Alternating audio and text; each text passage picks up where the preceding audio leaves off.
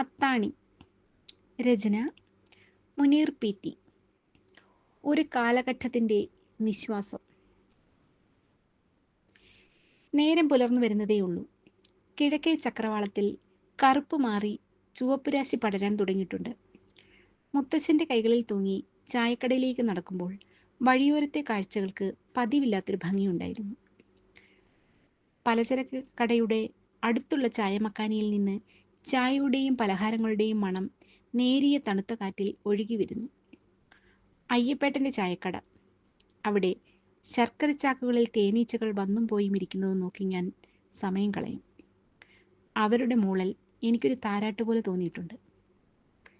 ചൂടില്ലാത്തൊരു ചായ മുത്തശ്ശൻ ഓർഡർ ചെയ്യുമ്പോൾ അയ്യപ്പേട്ടൻ്റെ സമാവറിൽ ഒരു പിടി കരി വാരിയിട്ട് നീണ്ട് കറുത്ത ചായസഞ്ചിയിലൂടെ ചൂടുവെള്ളമൊഴിച്ച് പാലും ചേർത്ത് 2 കൈകൊണ്ടും നീട്ടിയടിക്കുന്ന ചായ കണ്ടിരിക്കാൻ എനിക്കൊരു വല്ലാത്ത ആരാധനയായിരുന്നു.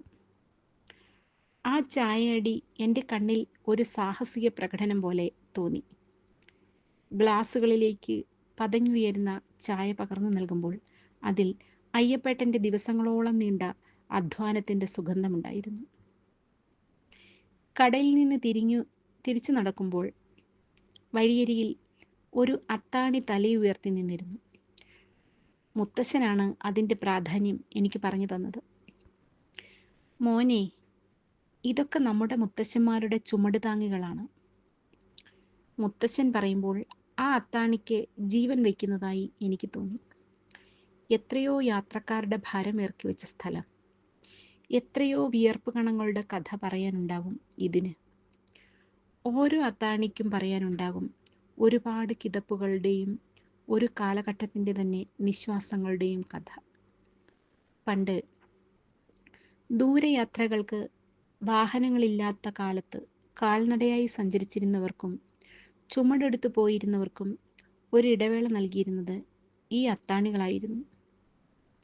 തലച്ചുമടുകൾ ഇറക്കി വെച്ച് നടുനിവർത്തി ഒരിർക്ക് വെള്ളം കുടിച്ച് കിതപ്പടക്കി വീണ്ടും യാത്ര തുടരുന്നവർ. ഈ കല്ലുകളിൽ അവരുടെ കൈകളും പുറവും ചേർന്ന് നിന്നതിൻ്റെ ഓർമ്മകൾ പതിഞ്ഞു കിടപ്പുണ്ടാവും.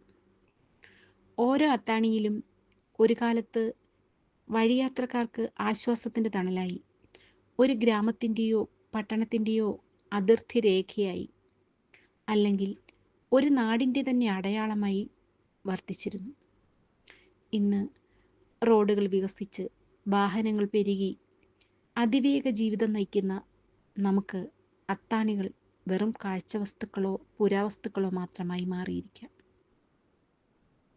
പണ്ട് അത്താണി നിന്നിരുന്ന സ്ഥലങ്ങൾ പോലും അത്താണിക്കൽ എന്ന് അറിയപ്പെടുന്നത് അതിൻ്റെ ചരിത്രപരമായ പ്രാധാന്യം വിളിച്ചോതുന്നു. അവ പഴമക്കാർ വരും തലമുറയ്ക്കായി കരുതി വെച്ച ചില ഓർമ്മപ്പെടുത്തലുകളാണ്. കാലം മാറുമ്പോൾ, കാഴ്ചകൾ മാറുമ്പോൾ ചില പഴയ അടയാളങ്ങൾ ഇപ്പോഴും നമ്മളോട് എന്തൊക്കെയോ മന്ത്രിക്കുന്നുണ്ട്. ഒന്ന് കാതുവെച്ച് നോക്കൂ, ആ കല്ലുകൾക്ക് ഇപ്പോഴും ഒരുപാട് കഥകൾ പറയാനുണ്ടാവും. ഒരുപാട് വിയർപ്പിൻ്റെയും അധ്വാനത്തിൻ്റെയും ഓർമ്മകൾ പങ്കുവയ്ക്കാനുണ്ടാവും.